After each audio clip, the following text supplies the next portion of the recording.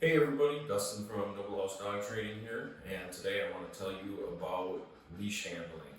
We're going to start by talking about why leash handling is important, and then we're going to go on and discuss the actual mechanics of how we're going to hold the leash and handle it. So leash handling is one of the most underrated things in dog training. You hear almost no dog trainers talk about it, and almost none of them teach it in their classes as well.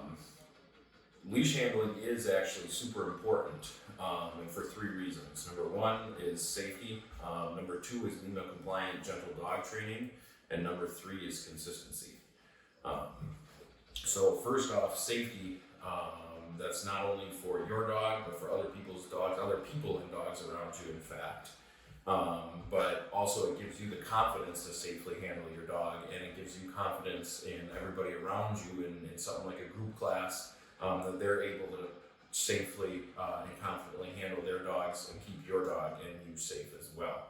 The second reason I mentioned NEMA compliant gentle dog training, basically proper leash handling is going to avoid harsh aversives like leash pops or any kind of yanking and cranking on the leash that's been popular for a long time.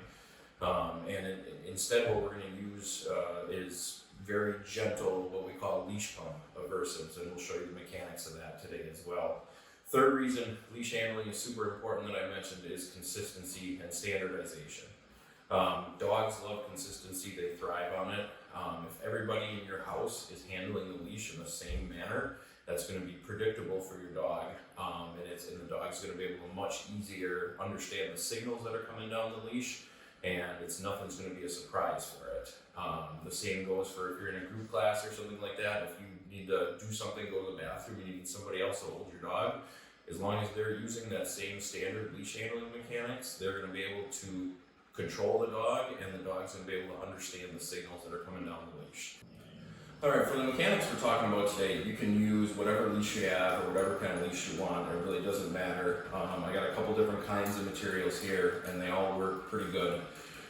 So you can use whatever you have, it's not a big deal. There is one type of leash I prefer, and that's your standard leather leash. A couple things I look for when I'm looking for a leather leash. Most companies make them in two widths, either a 1/2 inch or a 3/4. 1/2 inch is good for most dogs, anything from medium up to large, and 3/4 inch is a little better if you're handling a large or stronger dog. This is a 3/4 inch I have here. And this one is a 6 foot length, which is kind of the standard length you're going to see a lot of places. Most places will make them shorter or longer if you have a need for something other than 6 feet. They can do that, but 6 feet tends to work good as a starting point. You do have to oil them and take care of them. I wash them down periodically with a little bit of saddle soap, and then sometimes use some mink or neat's foot oil on them. And you can make them pretty waterproof that way too. One thing I do like to look for that some places overlook is the clasp. I like to make sure I have a nice brass clasp on here. And that's because the brass does not oxidize and get sticky, especially if you're around the ocean or here up north in the winters. They put salt on our roads, and that can oxidize aluminum and steel pretty quickly. So that's about it. You can use any leash, but you'll see I'm going to be demonstrating with this one today. Alright, so when we start learning these leash mechanic techniques, it's really important you do not practice on your dog until you've got it figured out and you've really mastered the techniques we're talking about today. So you got to find something to clip your leash onto that isn't a dog. I've got an eye bolt in the wall here that I'm going to use today, but chain link fences work really good, or you can take a string and loop it around pretty much anything and clip your leash onto that string. Those are techniques I found that work really well. So starting out, first thing we're going to learn is the starting position of the leash, and this is also basically how you're going to hold the leash 98% of the time. So what we're going to do is we're going to take the handle end of our leash, we're going to go ahead and loop that around our thumb right there. You can see I've got that looped on the thumb, and the rest of the leash is just hanging free. I'm going to take my support hand, I'm going to go palm up, and I'm going to run that down the leash about halfway, and then bring my leash hand over and grasp the leash. And now what I've done is I've formed this reserve loop And I've got the dog end of the leash right there, and you can see it's pretty easy to control how long that end is.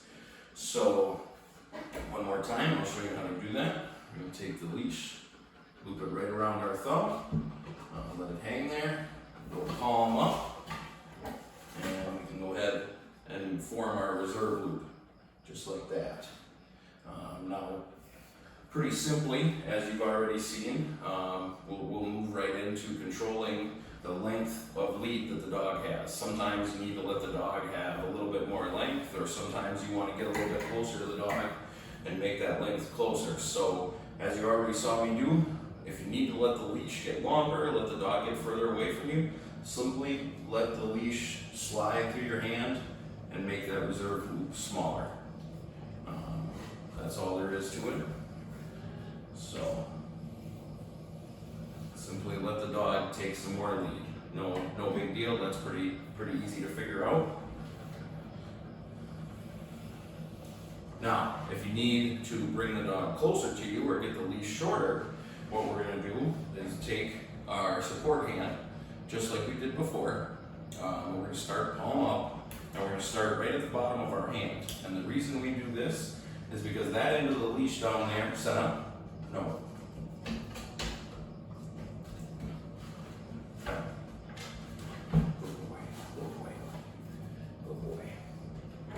So the reason we do that is because if your dog is lunging or pulling, the dog end of the leash right there is going to be moving all around, and it's really hard to aim and try and grab a dog like that.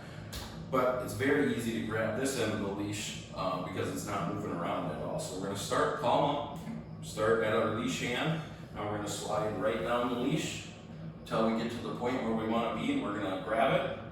Then with your leash hand, you're going to go ahead and let your reserve loop free. You're going to bring your leash hand in front of your support hand and go ahead and grab the leash, forming a new reserve loop. And of course, you've just made the leash shorter. So what you want to do is keep practicing those two things, back and forth, make the leash longer, make the leash shorter. Now I'm kind of holding still right here, but when you're doing this, you actually do want to take a step toward the dog as you're making that leash shorter. So I'll show you that in there. So go ahead and keep practicing this over and over again. Make the leash shorter. Go ahead and let the dog out, make the leash longer. You can do it real quick, right there. You want to practice this until you don't have to think about it or you don't have to look at it. Because you want to be able to control the dog even if it's dark or if you can't see the leash for whatever reason. This is going to allow you to confidently grab that dog without having to look at it. And just keep doing that. Okay, so the next skill we're going to teach and talk about is how to switch hands. Sometimes you're going to be out, you're going to be walking around, taking a walk, your dog's going to do something super cute and you need to dig your phone out to take a picture, but you got your leash in your phone hand. So you got to be able to switch hands while holding the leash. The procedure for that is pretty simple. From the starting position, you're simply going to take your non-leash hand at the time, take the thumb for that non-leash hand, you're going to loop it through the handle and grasp the leash and pull your former leash hand out, and now you switched hands. So showing that with the other hand, simply take my thumb, loop that through the handle, grab the leash, and I've switched hands. And like everything else, you're going to be able to practice this until you don't have to look, until you can just do it by feel. Pretty easy little maneuver to do. Okay, so we are in a standard position, and as you can see, we're good at moving around and keeping the length of the lead. And this is great for moving quickly and maintaining the length, but as you can see, this is not very secure. If the dog tries to pull, he's probably going to be able to pull some lead through there and make it a little longer.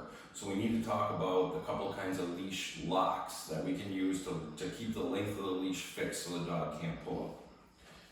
The first lock we're going to talk about is the finger lock, which is the fastest lock to put on, but it is also the least secure. It's the easiest for the dog to pull through.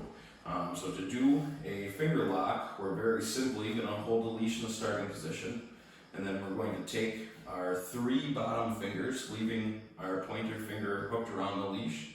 We're going to hook these over the top and then clamp down. And as you can see, the leash, the length is now fixed, but the only holding strength we have is our 3 bottom fingers on our hand, which of course are the 3 kind of weaker fingers. So if you're working with a really strong dog or you don't have super strong hands, this may not be the best to use. But it is the fastest. It's very easy to put on and remove, so we can go ahead and put it on, tighten up the leash, we can let it go, let the length out, lock it again. So once again, we're simply going to take our 3 bottom fingers, loop them on top of the dog end of the leash, and then clamp them back down and hold, and we've got a leash lock there. So practice doing that, locking and unlocking, until you don't have to look at it, until you don't have to think about it. Just like we did everything else so far.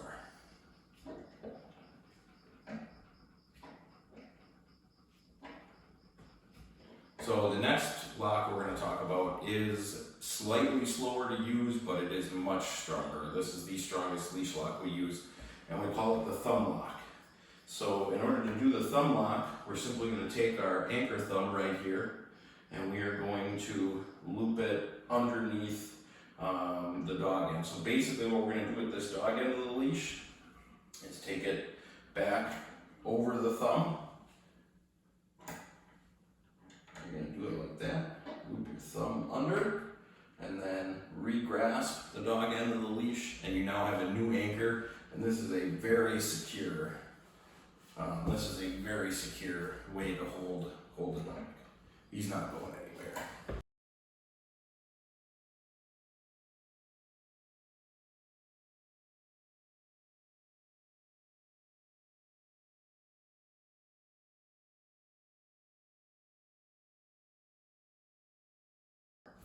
To do that with the other hand is going to be exactly the same. I'm just going to take that dog end of the leash, wrap it back around the thumb, and then re-grasp with our hand. Now there's a variation of the thumb lock that we can do with your support hand. So if you're holding the leash out here and you need to reach down quick, we can very simply twist the leash around our hand. And there you got a good support hand thumb lock. The force of that leash is being spread across the palm of your hand, and it's anchored on your thumb. That's not going anywhere. So those are the types of leash locks. As with everything else, you want to practice those until you don't have to think about them, and then you'll be ready to use them on your dog. Okay, so the last thing we're going to talk about is going to be the leash pump aversives that we're going to use when we start adding aversives to our training in phase 2. I'm not going to talk about the why we're going to be adding aversives or when we're going to be adding aversives in here. This is strictly the mechanics of how we do the leash pump aversive. And so what we're going to do in order to do that and practice it is I want you to go from the starting position. I want you to put yourself into a finger lock. And from the finger lock position, you can start practicing just gently pumping that leash using your finger lock fingers. And you might want to try different directions, but you want to practice doing it just enough that the dog's going to feel there's something going on, but not hard enough you're going to hurt or scare the dog in any way. So